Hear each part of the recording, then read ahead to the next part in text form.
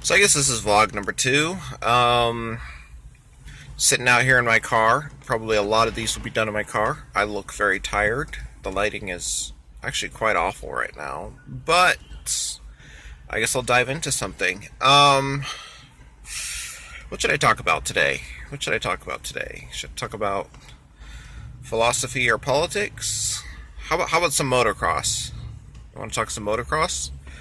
We're already in the second break of the season. The AMA Lucas Oil Nationals. I believe the next track is going to be Millville, so we're probably going to see some good riding out of the Martin brothers, as that's their home track.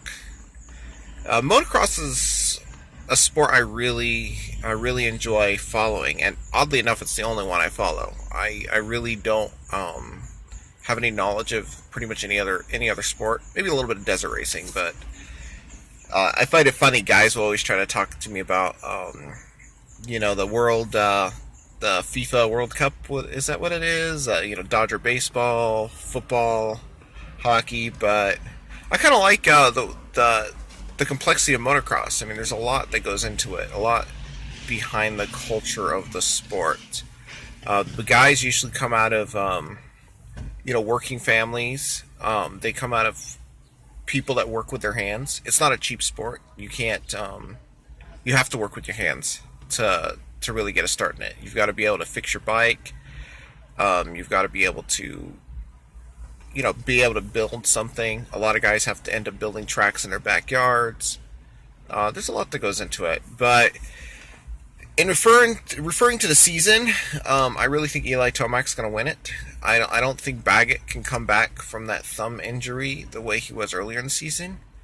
But I wouldn't rule Baggett out for next year. I predicted at the beginning of this year Baggett would do great, and I think nobody thought that was true because he flopped in Supercross. He did horrible. But I knew he was going to do good, and even though it took him a little while, he really just showed up. Marvin Musquin, don't expect to see anything great out of him, but I do expect him to see him fighting a little bit. Other than that, really, I mean, the season's over. I don't really see Anderson. Anderson's probably in the same spot as Musquin. And none of the other 450 class, I think, has what it takes to win the championship this year.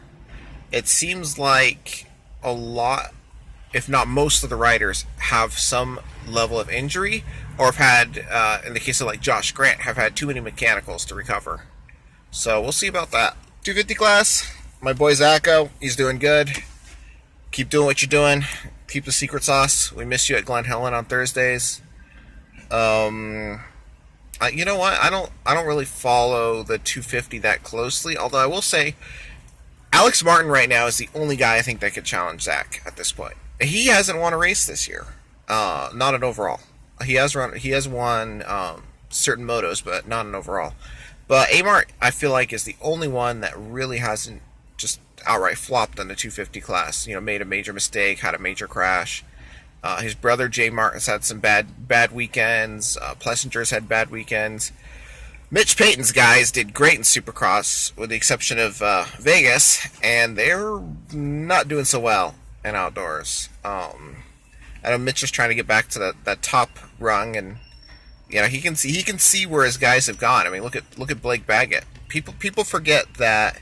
This is one thing about motocross I've noticed, especially the actual sport, is that people forget their history so quickly. It was only 2012. It was only, what was that, 5 years ago, that Blake Baggett and Eli Tomac were battling for a championship, and Baggett would win out. Tomac made some flunks. Ironically, Baggett was on a Kawasaki, and now Tomac is on a Kawasaki. But yeah, I mean, the guys have been at it for a while, and I'm sure Mitch sees a lot of his guys that move on up and move to different teams and do good, and then there's guys that don't go far. There are also guys like Justin Hill. He took a total gamble on the guy coming back. Maybe not a total gamble. I mean, he knew what he was dealing with, but Justin Hill comes back, wins the championship, but he can't get it started in outdoors. And if I were to guess, I've said this for a while. I kind of feel like his national performance may alter this, but if anybody was to take a secondary spot at KTM, Red Bull KTM, the team, and if they were going to pick from a new guy, I think Justin Hill would be close to the top of the list. He definitely rides better on the 450. You look at Muscan. I mean, they have Trey Canard, but unfortunately Canard can't get out of his slump. I would be surprised if they brought Canard back next year. In fact, what might happen is they might bring Baggett up and put Canard on the Rocky Mountain ATV team. That would be interesting. But if KTM were to go back to having 3 guys under the tent like they used to, with Dean, Dungey, and Muscan, I think Justin Hill would be a great third addition. Yamaha could use another guy, Plessinger. It sounds like Jimmy Perry is not going to bring back Chad Reed. I wouldn't be surprised if Reed started another team, or if he showed up on a team like JGR or something. What Reed could do, and this would work out well. And Reed did very well on the Suzuki way back in the day. He could start a 250 Suzuki team, because right now Suzuki really needs a 250C team that's competitive. I know they're going to come out with their new bike in a few weeks. I have no clue if that's going to be a refresh or if it's going to be like a whole new model this year. They're usually the most Japanese manufacturers. Their 250s are a year behind their 450s. You look at Honda, their new 250 came out this year. Their new 450 came out last year. I don't know where Kawasaki is on the cycle. I don't follow them too closely.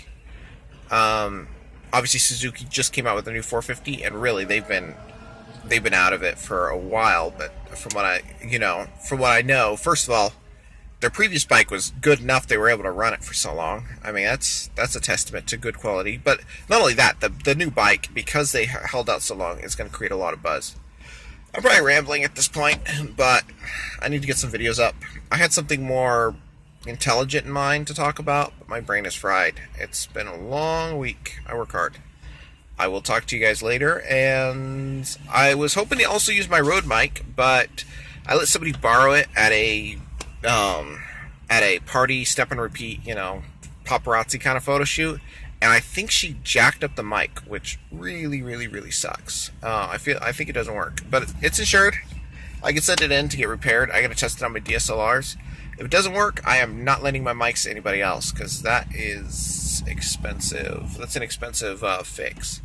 Other than that, I will talk to you later. Maybe I'll have something smarter to say. I should be going to REM this weekend, which means I will get pictures. And other than that, stay cool. The weather is beautiful today.